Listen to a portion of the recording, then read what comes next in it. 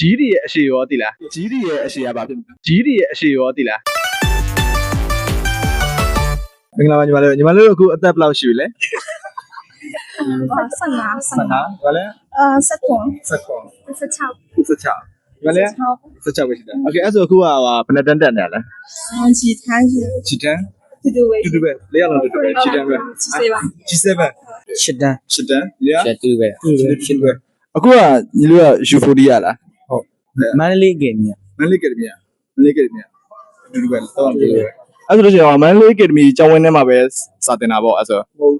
73ကျောင်းမှာသွားတယ်ဟုတ်လားအရှင်အဲ့ဒီကျောင်းဝင်းအဲ့ဒီအကထဲမှာရောစာတင်ပေးတယ်မလားအဲ့ဒါအကြီးတန်းနဲ့အဲ့ဆို9တန်းစာတန်းရေနန်းစာတာ9တော့ကျွန်တော်9တန်းလောက်ကစာတာသိလားgrade ခဲ့ပြီး grade တက်နေ okay grade တက်နေဆို grade မှာဘယ်ဘာသာခက်ဆုံးဖြစ်မလို့ဘယ်ဘာသာအမုန်းဆုံးဘာလို့ဘာလဲတူပဲဘာလို့စာမကျချင်ဘာလို့ဒီနေ့မတ်တို့အဲ့လိုမြန်မာတို့ပြောကြလားသူစာရှင်အပြောဆုံးပဲနော်ကျောင်းကဘာသာရေးတယ်ဘယ်ဘာသာအမုန်းဆုံးလို့ဘယ်ဘာသာခက်ဆုံးလို့chemistry ဘာလဲအကုန်ရလားchemistry English ကြောက်တယ်ဘာလဲ chemistry ပဲ okay အဲ့ဆို grade တက်ပြီဆိုတော့နောက်ထပ်ပြီးလို့ grade ပြီးတော့လို့ရှိရင်ဗာလေးဆက်တက်တယ်နော်အခုက Chinese school တက်ဖြစ်နေတယ် Chinese တက်ဖြစ်နေတယ်တူပါမယ်ဟုတ်တယ်တက်ဖြစ်နေအဲ့ဒါဆိုရင်ကျွန်တော် foreign တော့ပြီးတော့ roster တွေလုပ်ဖို့ဆန္ဒရှိလားပြေစဉ်းစားနေတယ်အဲ့လိုတခြားနိုင်ငံခြား club တွေရောတော့ကံမို့ရှိလားအဲ့လိုမျှော်လင့်ချက်ရှိလားရှိရကဲဆိုအဲ့လိုဘယ်နိုင်ငံသွားချင်တော့ကျွန်တော်စပိန်သွားကြင်လားထိုင်းလားဟမ်ထိုင်းအင်္ဂလန်ဟုတ်ပြီအဲ့ဆိုလို့ရှိရင်ကိုတို့က foreign ကိုအဲ့လိုဘောလုံးနဲ့ပဲတက်သွားမလားအဲ့မှာတက်လို့ထပ်ဖို့စီစဉ်ရှိလားတက်ရှင်လားဘောလုံးနဲ့ပဲသွားဘောလုံးနဲ့ပဲသွားလေဘောလုံးနဲ့ပဲသွားဘောလုံးနဲ့ပဲသွားလုံးဝဘောလုံးပဲပြတ်ကျုံးမှာဟုတ်ပြီ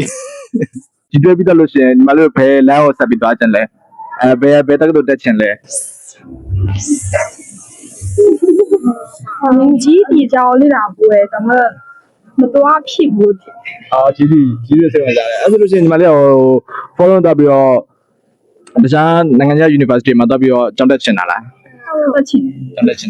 မလေးတော့အဲ့လိုပဲဒီနေ့အမျိုးတိုင်မင်ဘူးတိုင်မင်တော့အဲ့ဆိုလို့ရှိရင်ကိုရောကြီးဒီကိုတည်တယ်ပေါ့နော်အဲ့ဆိုကြီးဒီရဲ့အရှိရောတည်လား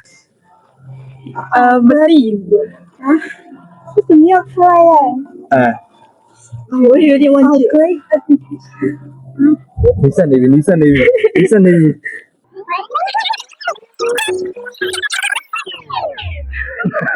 Okay အဲ့ဒါကိုပြောပြလိုက်မယ်နော်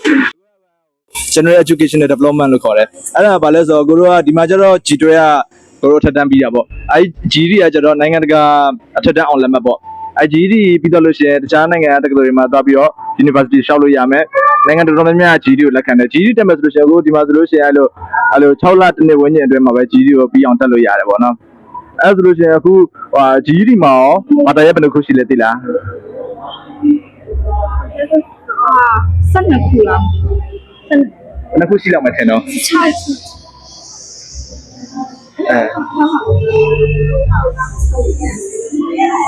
Okay အဲ့ဒါကိုပြပြလိုက်မယ်နော် Okay IGCSE ဆိုလို့ရှိရင်တော့ဘာသာရပ်များတယ် GD မှာဘာသာရပ်က4ခုပဲရှိရယ်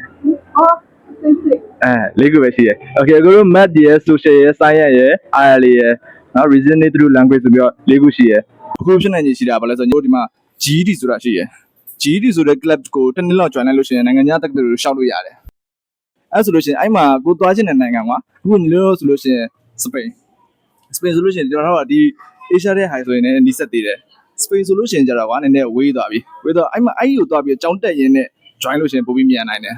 သိလားအဲ့တော့အခုကိုတို့ကဒီမှာ GD ဆိုတဲ့ club ရှိတယ်အခုကိုတို့က LBU International College ကအဲ့ college မှာဆိုလို့ရှိရင်ညီတို့ဒီ U40 ကလေးဆိုလို့ရှိရင်အဲ့လို scholarship တွေလည်း join လို့ရတယ် scholarship တွေပေးရည်လည်းရှိရကို 50% ပေးရရှိရ75ရှိရတခါလေ100ထိလည်းပေးရရှိရအဲ့လိုမျိုးလည်းညီတို့ free join လို့ရတယ် LBU International College ကကျွန်တော်တို့ဒီ Ocean နဲ့ဆိုရင်အရန်မဝေးဟိုဘက်43လမ်း6968ကြားမှာရှိတာအရင်တော့ဒီ Ocean ထဲမှာ campus ဖွင့်ခဲ့သေးတယ်ပြီးတော့မှကျွန်တော်ရွှေ့လိုက်တာ campus ကျစ်လေးဖြစ်သွားအောင်လို့ရွှေ့ထားတာနော်